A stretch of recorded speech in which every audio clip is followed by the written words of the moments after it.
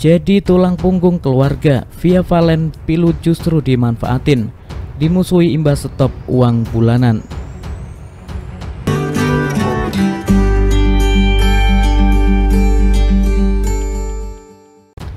Dikenal sebagai salah satu penyanyi dangdut populer di Indonesia, Via Valen ternyata memiliki cerita pahit mengenai kehidupan yang berasal dari keluarga broken home.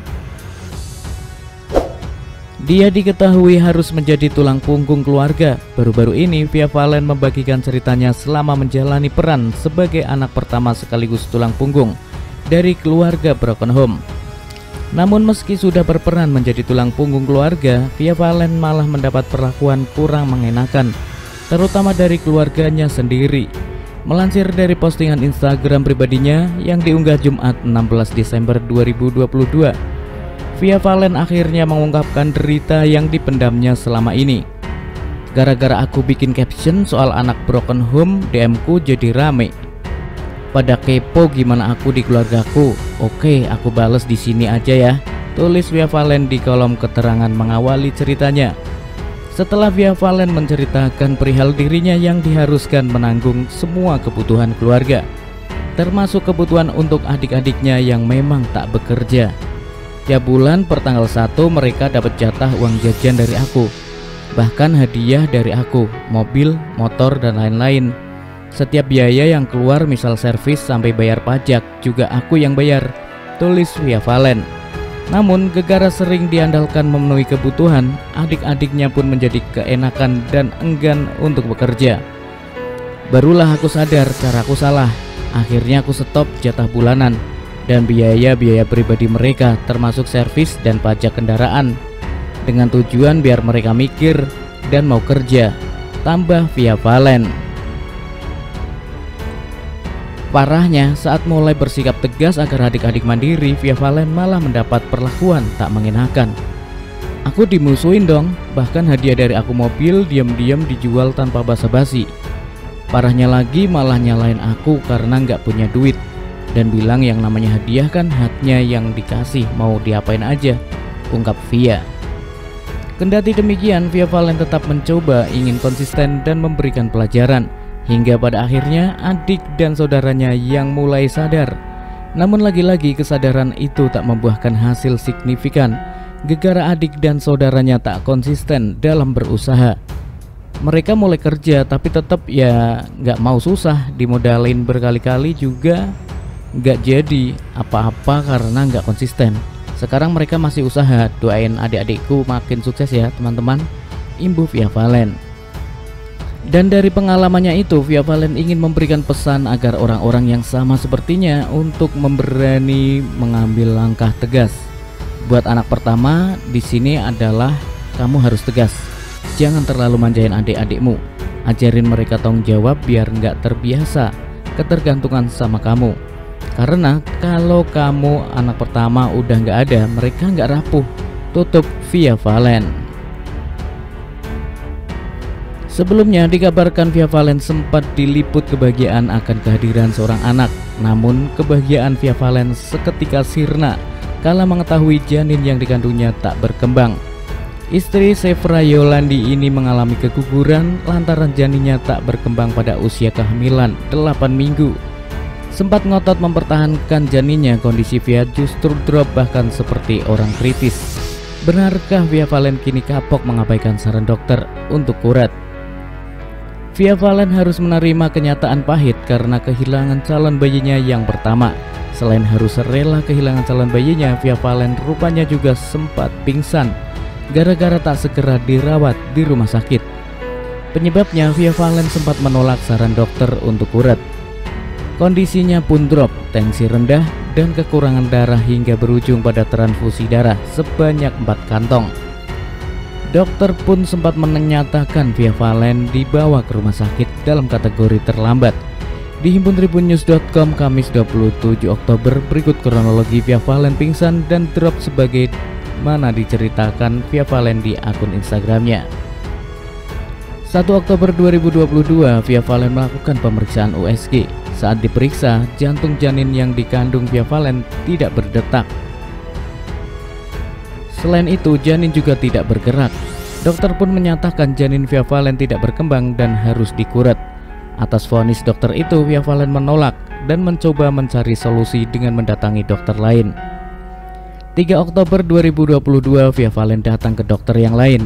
Hasilnya sama bahwa janin Via Valen tidak berkembang, sama dengan dokter pertama. Dokter baru ini juga menyarankan agar janin Via Valen dikuret. Namun, lagi-lagi Via Valen menolak saran dokter untuk kuret. Dokter akhirnya memberi obat untuk mengeluarkan janin Via Valen. Saat itu dokter berkata, mau ditunggu kayak apapun janinnya nggak bakal berkembang atau hidup lagi. Namun Via Valen berharap keajaiban, karena menurut Via Valen ada yang punya pengalaman seperti dirinya dan masih ditunggu. Bayi akhirnya bisa lahir dengan sehat dan selamat. Via pun memutuskan untuk tidak meminum obat yang diberikan dokter. Karena masih kepikiran dengan janinnya, Via Valen kemudian datang ke spesialis feto maternal. Tetapi hasilnya tetap sama, yakni janin Via Valen dinyatakan tidak berkembang. Solusinya pun cuma satu, yakni dikuret. Lagi-lagi Via Valen menolak saran kuret itu. Via Valen kemudian memutuskan tidak lagi ke dokter sampai akhir tahun karena ia tidak mau mendengar hasil yang tidak sesuai dengan harapannya. 16 Oktober 2022, tiba-tiba Via Valen mengalami flek warna coklat. Takut ada apa-apa dengan janinnya, Via Valen pun terpaksa ke dokter. Saat diperiksa, hasilnya sama. Janin Via Valen yang usianya 8 minggu tanpa detak jantung dan tanpa gerakan. Selain itu, tidak ada aliran darah di janin Via Valen. Dokter mengatakan janin Via Valen sudah meninggal sebulan lalu. Dokter kemudian menyarankan Via Valen untuk kuret karena tubuh pasti akan berusaha mengeluarkan janin yang sudah meninggal tersebut. Saat itu Via Valen hanya terdiam dan berusaha meyakinkan diri untuk menerima kenyataan. Namun ia masih menolak tindakan kuret yang disarankan dokter. 19 Oktober 2022, Via Valen mulai mengalami pendarahan darah merah, bukan flek coklat lagi. 20 Oktober 2022 pukul 15.00 waktu Indonesia Barat, Via Valen masih menyanyi di sebuah acara off-air di Jakarta. Ia merasa dalam kondisi baik-baik saja dan tidak merasa kesakitan. Pukul 17.00 waktu Indonesia Barat, Via Valen mengikuti gladi resik untuk acara live malam di sebuah stasiun televisi. Saat itu kondisi Via Valen juga masih baik-baik saja. Namun setelah maghrib, perut Via Valen mulai sakit. Ia merasa kesakitan sampai tidak bisa melakukan apapun. Pas sakit-sakitnya datang semua bisa diam, padahal durasi sakitnya kurang lebih cuma 10 detikan. Tapi ya gitu, sakit banget. Dan itu berulang tiap 2 menit sekali, tulis Via Valen. Saat merasakan sakit itu, Via Valen pun terlihat sudah mengenakan kostum warna merah untuk live malam itu. Saat itu suami Via Valen sudah mengajak Via untuk ke dokter, namun Via menolak. Aku ngerasa ini gak terlalu buruk, karena aku memang lumayan susah mendeskripsikan rasa sakit.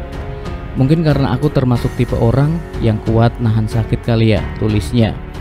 Semakin malam kondisi Via semakin lemas. Suaminya kembali mengajak Via untuk pulang dan membatalkan tampil di acara. Namun ia tetap tidak mau. Via Valen kemudian menelpon dokter dan menceritakan kondisinya. Dokter lalu menjawab, anaknya udah mau keluar itu. Via kemudian bertanya obat apa yang bisa menghilangkan nyeri. Dokter menyatakan obat nyeri apapun tidak akan berpengaruh. Via Valen pun kemudian tetap tampil menyanyi dengan menahan rasa sakit. Tiap ref terakhir ini udah nahan nangis banget, aku saking sakitnya. Karena katanya sakitnya tuh udah kayak orang mau lahiran, ujarnya. Selesai menyanyi, Via Valen pun langsung ke mobilnya dan dibawa menuju hotel sambil ia minum obat yang diberikan dokter. Saat hampir tiba di hotel, sakit yang dialami Via Valen bertambah dengan durasi yang lebih lama. Via Valen berteriak dan menangis karena menahan sakit. Suami Via Valen sudah mengajak untuk ke rumah sakit, namun Via tetap menolak karena tak ingin dikuret.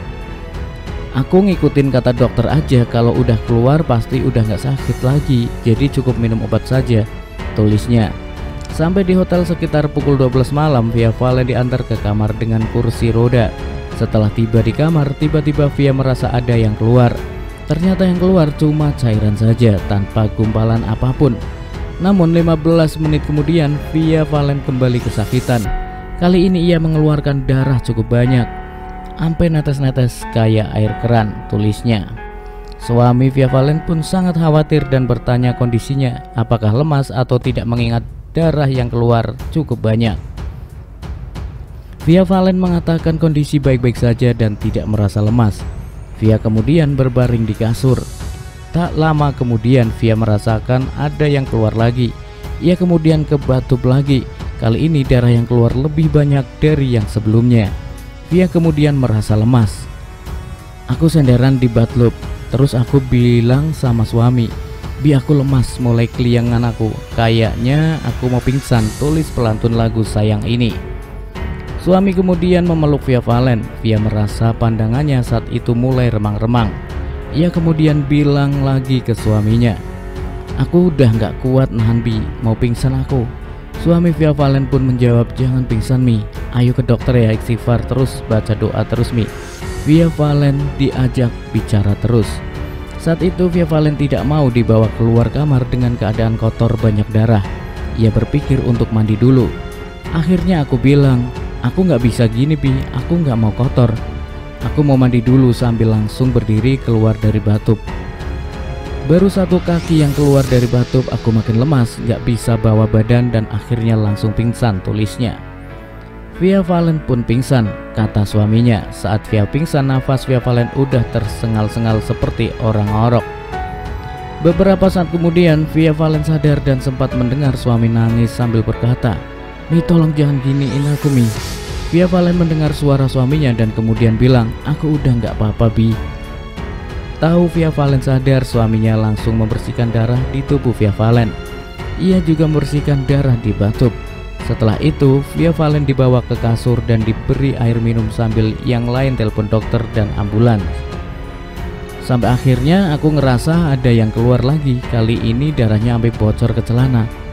Aku mau bersih-bersih lagi di toilet. Pas dipopong berdiri, aku langsung lemes mau pingsan lagi. Suami nangis, panik banget.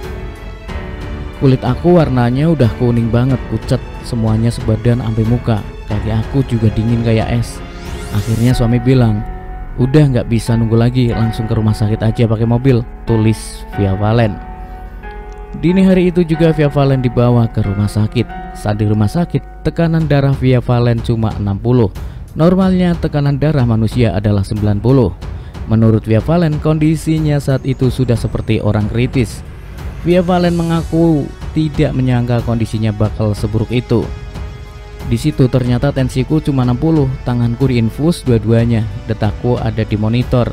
Kondisiku di situ udah kayak orang kritis. Biar infusnya udah sampai 2, tensiku masih nggak stabil. Habis naik dikit langsung turun lagi karena darahnya masih keluar terus. Aku nggak nyangka bisa sefatal ini, tulisnya. Dokter kemudian sempat menyayangkan Via Valen baru dibawa ke rumah sakit. Setelah di rumah sakit, Via Valen akhirnya baru menyetujui untuk dilakukan kuret. Dokter bilang, "Kenapa baru dibawa ke rumah sakit sampai tensinya 60? Termasuk telat ini," kata dokter. "Juga kondisiku nggak akan membaik kecuali dikuret untuk menghentikan pendarahan dan sakit di perutku." Akhirnya suamiku bilang, "Ayo Mi, kuret aja ya Mi, kondisimu lebih penting Mi, biar nggak sakit-sakit lagi." Akhirnya aku mengiyakan suamiku. 21 Oktober 2022, setelah tekanan darah Via Valen normal pada pukul 8.30 waktu Indonesia Barat, Via Valen pun dikuret. Setelah sadar dari obat bius, ia kemudian dirawat di kamar. Setelah itu diperiksa, HB Via Valen cuma 6G/DL. Normalnya kadar HB wanita yakni 12-16G/DL. Akhirnya dilakukan transfusi darah ke Via Valen sebanyak 4 kantong. Di akhirnya ceritanya, Via Valen berharap apa yang ia alami jadi pelajaran bagi perempuan agar tidak mengabaikan saran dokter. Semoga cerita kau ini bisa jadi pelajaran buat perempuan yang mungkin punya pengalaman yang sama kayak aku. Intinya jangan bandel, mencintai diri sendiri itu penting, tulisnya.